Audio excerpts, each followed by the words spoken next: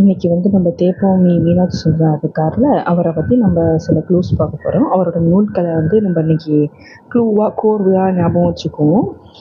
நான் வந்து இதை வந்து எப்படி ஞாபகம் வச்சுட்டேன்னா, தேப்போம் மீனாட்சி சுந்தரத்தை வந்து நடிகை மீனா ஞாபகம் வச்சுக்கிட்டு, அவங்க அப்பா பேர் வள்ளுவர். வள்ளுவோட மகளிர் யாருன்னா மீனாவா. அவங்க வந்து அவர் பொண்ணை வந்து இந்த நாடு எப்படி பார்த்துச்சு, வள்ளுவர் கண்ட நாடும் காமமும், சே நம்ம பொண்ணு இப்படி பார்க்குறாங்களே அப்படின்னு நினச்சிப்பாரு.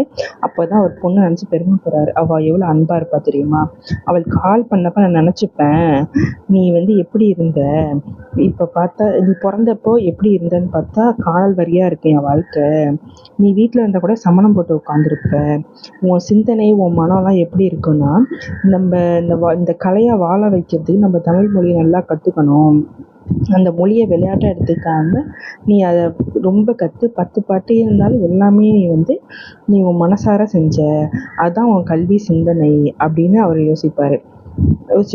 அப்புறம் வந்து என்னன்னா, தேப்பூமி மீனாட்சி சுந்தரம் என்ன பண்ணுவார்னா, திருவாடுதுறை மடத்தின் தலைவர் சுப்பிரமணிய தேசிகர், சென்னை தாண்டவராயர், திருத்தணிகை விசாக பெருமாள், இவங்ககிட்டலாம் பூக்கள் தோறும் சென்று தேனும் வண்டும் போல பாடம் கற்றார் அப்படின்னு.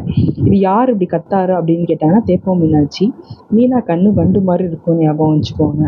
அவர் வந்து பறந்து பறந்து போய் இவங்கள்ட்டெல்லாம் படிச்சாரு அப்படின்னு ஞாபகம் வச்சிருக்கேன்.